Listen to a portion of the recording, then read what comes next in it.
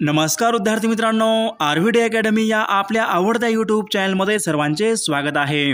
विद्यार्थी मित्रांनो, आजच्या व्हिडिओमध्ये आपण आरोग्य भरती अतिसंभाव्य पेपर घेतलेला आहे। या पेपरमधील सर्व प्रश्न हे खूपच महत्त्वाचे आहेत। हा पेपर सर्वांनी शेवटपर्यंत सोडवायचा आहे। व्हिडिओ आवडल्यास व्हिडिओला लाईक आणि चॅनलला सबस्क्राइब करायचं आहे, कारण तुम्हाला अशी महत्त्वपूर्ण व्हिडिओज नक्कीच बघावयास मिळतील। व्हिडिओला सुरुवात करूया।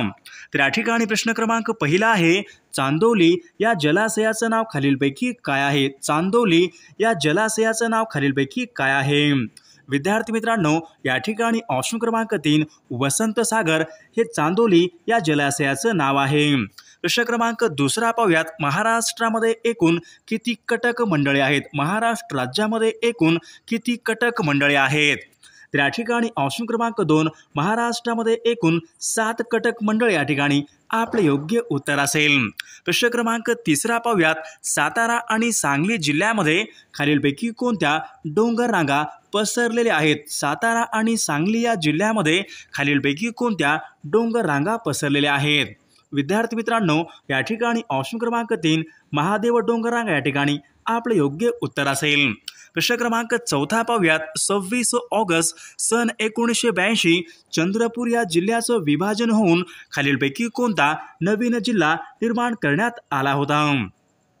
तर या ठिकाणी ऑप्शन क्रमांक 3 चंद्रपूर जिल्ह्याचं विभाजन होऊन गडचिरोली हा जिल्हा नवीन निर्माण झालेला जिल्हा आहे। प्रश्न क्रमांक 5 पाहूयात, मुदखेडचे डोंगर खालीलपैकी कोणत्या जिल्ह्यामधले डोंगर आहेत? मुदखेडचे डोंगर खालीलपैकी कोणत्या जिल्ह्यामधले डोंगर आहेत? विद्यार्थी मित्रांनो, या ठिकाणी ऑप्शन क्रमांक 4 मुदखेडचे डोंगर नांदेड जिल्ह्यामधले ते डोंगर आहेत। प्रश्न क्रमांक 6 पाहूयात, देहू आणि आळंदी ही शहरे खालीलपैकी कोणत्या नदीच्या काठावर आहेत? देहू आणि आळंदी ही शहरे खालीलपैकी कोणत्या नदीच्या काठावर आहेत? तर देहू आणि आळंदी ही शहरे इंद्रायणी या नदीच्या काठावर आहेत। प्रश्न क्रमांक 7 पाहूयात, विदर्भ पाटबंधारे विकास महामंडळ यांचं मुख्यालय खालीलपैकी कोणत्या ठिकाणी आहे? विदर्भ पाटबंधारे विकास महामंडळ यांचं मुख्यालय खालीलपैकी कोणत्या ठिकाणी आहे?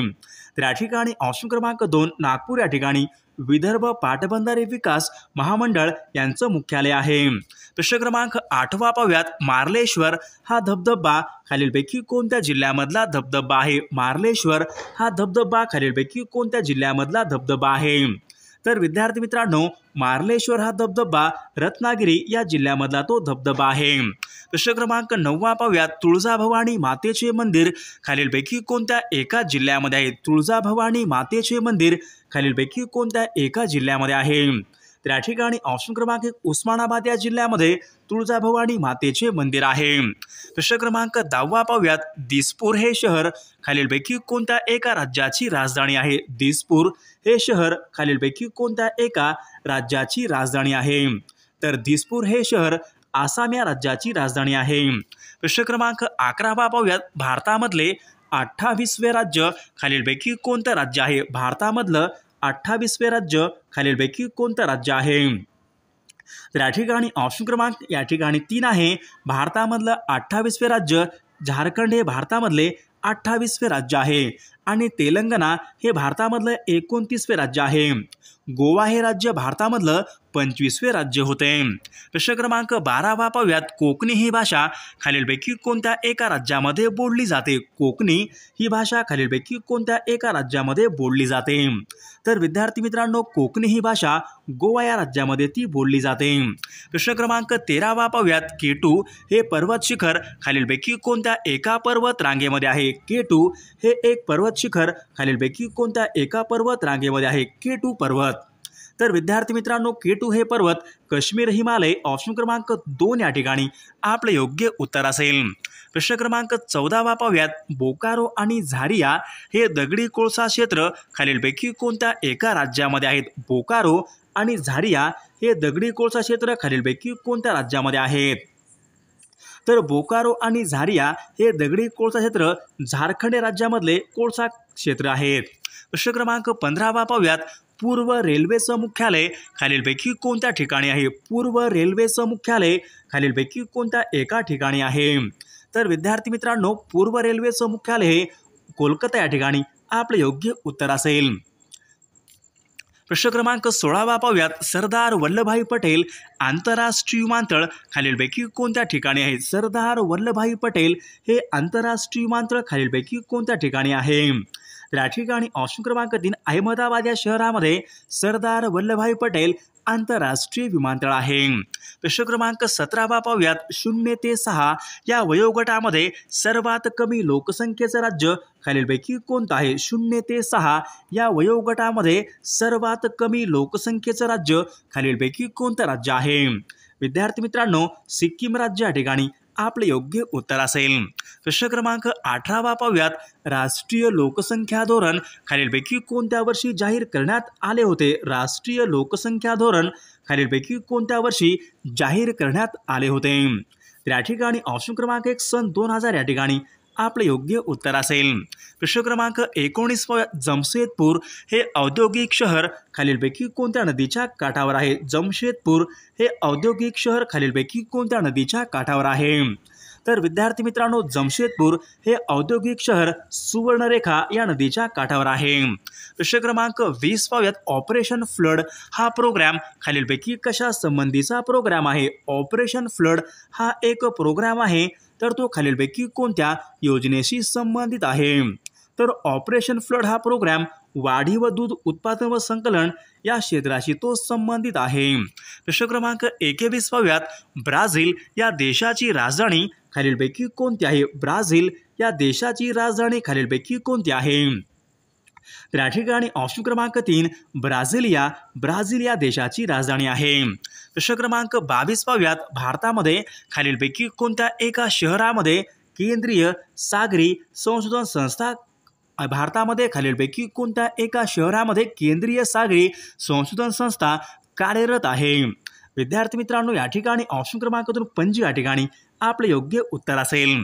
प्रश्न क्रमांक 23 पाहूयात. सन 1942च्या चले जाव चळवळीमध्ये खालीलपैकी कोणते प्रमुख केंद्र बनले होते? सन 1942च्या आंदोलनामध्ये खालीलपैकी कोणतं एक शहर आहे जे प्रमुख केंद्र बनलं होतं?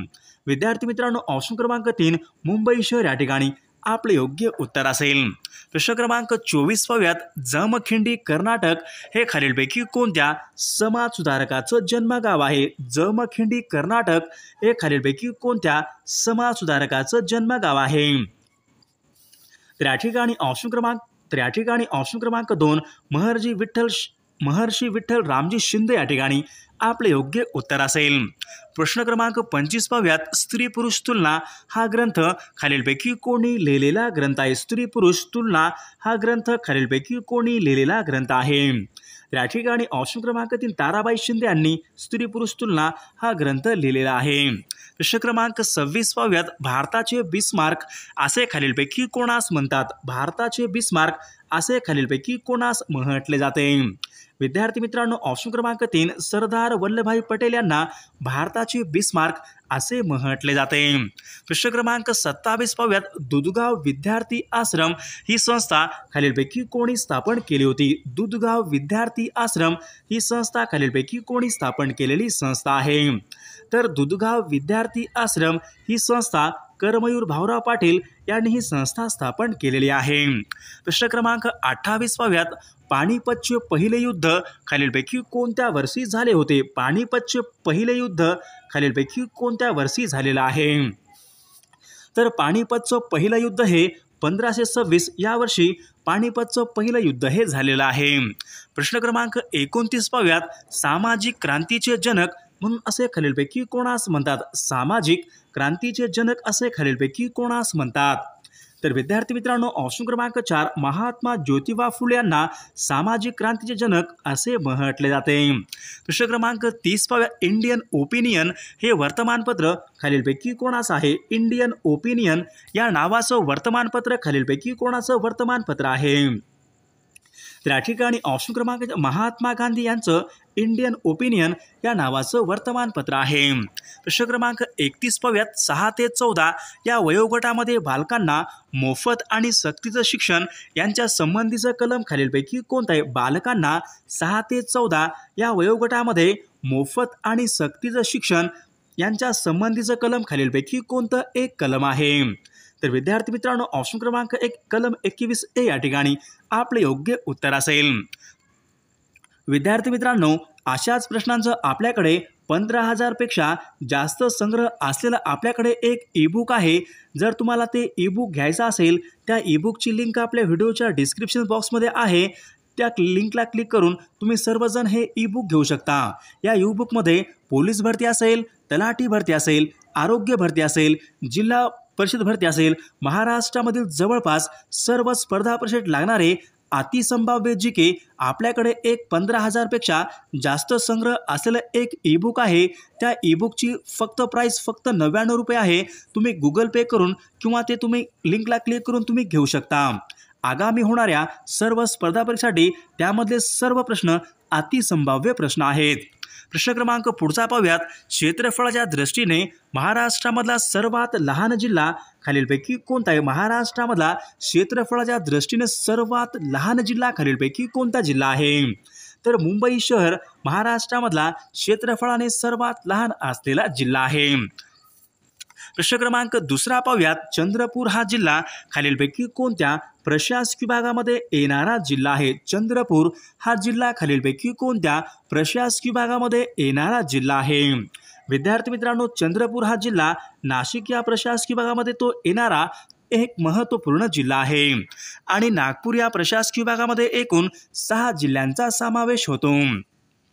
प्रश्न क्रमांक तिसरा पाहूयात। महाराष्ट्रामध्ये एकूण किती महानगरपालिका आहेत? महाराष्ट्र राज्यामध्ये एकूण किती महानगरपालिका आहेत? तर महाराष्ट्र राज्यामध्ये एकूण सध्या 29 महानगरपालिका या ठिकाणी आपले योग्य उत्तर असेल।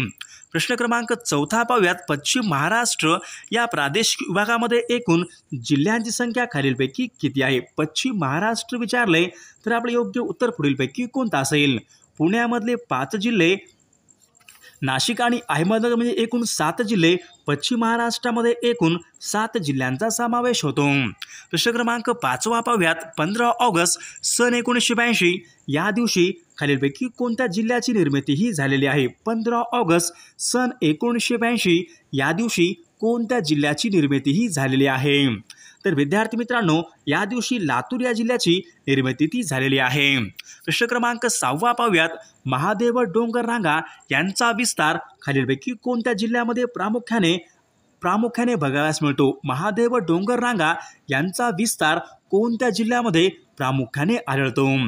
तर विद्यार्थी मित्रांनो महादेव डोंगर रांगा सातारा आणि सांगली महाराष्ट्राच्या दक्षिणेला महादेव डोंगर रांगा आपल्यास बघाव्यास मिळतात।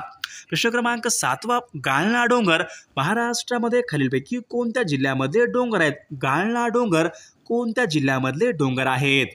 तर गाळणा हे डोंगर महाराष्ट्रामध्ये धुळे जिल्ह्यामधले ते डोंगर आहेत। प्रश्न क्रमांक 8वा पाहूयात।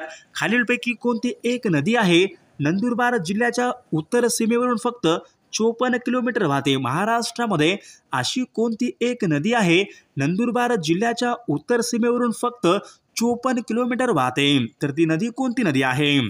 तर ती नर्मदा नदी या ठिकाणी आपले योग्य उत्तर असेल। प्रश्न क्रमांक 9वा पाहूयात। कृष्णा आणि वारणा यांचा संगम खालीलपैकी कोणत्या ठिकाणी? कृष्णा आणि वारणा यांचा संगम खालीलपैकी कोणत्या ठिकाणी होतो?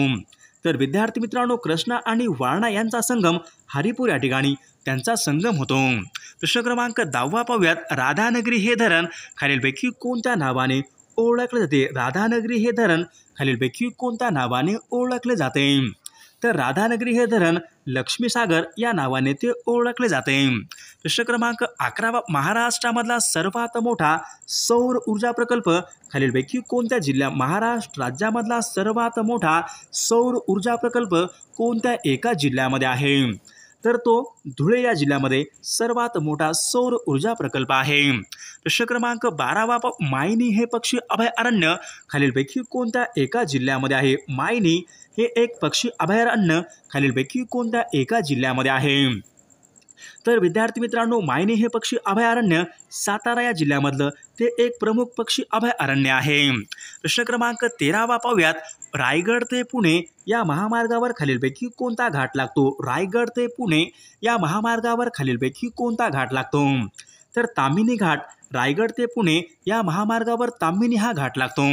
प्रश्न क्रमांक 14 पाहूयात। महालक्ष्मी एक्सप्रेस खालीलपैकी कोणत्या 2 शहरादरम्यान धावते? महालक्ष्मी एक्सप्रेस कोणत्या 2 शहरादरम्यान धावते? तर महालक्ष्मी एक्सप्रेस कोल्हापूर ते मुंबई या 2 शहरादरम्यान महालक्ष्मी एक्सप्रेस धावते।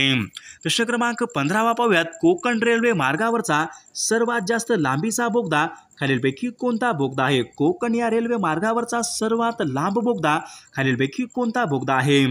सर्वांनी या प्रश्नाचं उत्तर कॉमेंट करून सांगायचं आहे। सर्वांनी व्हिडिओला एक लाईक आणि चॅनलला सबस्क्राईब करायचं आहे।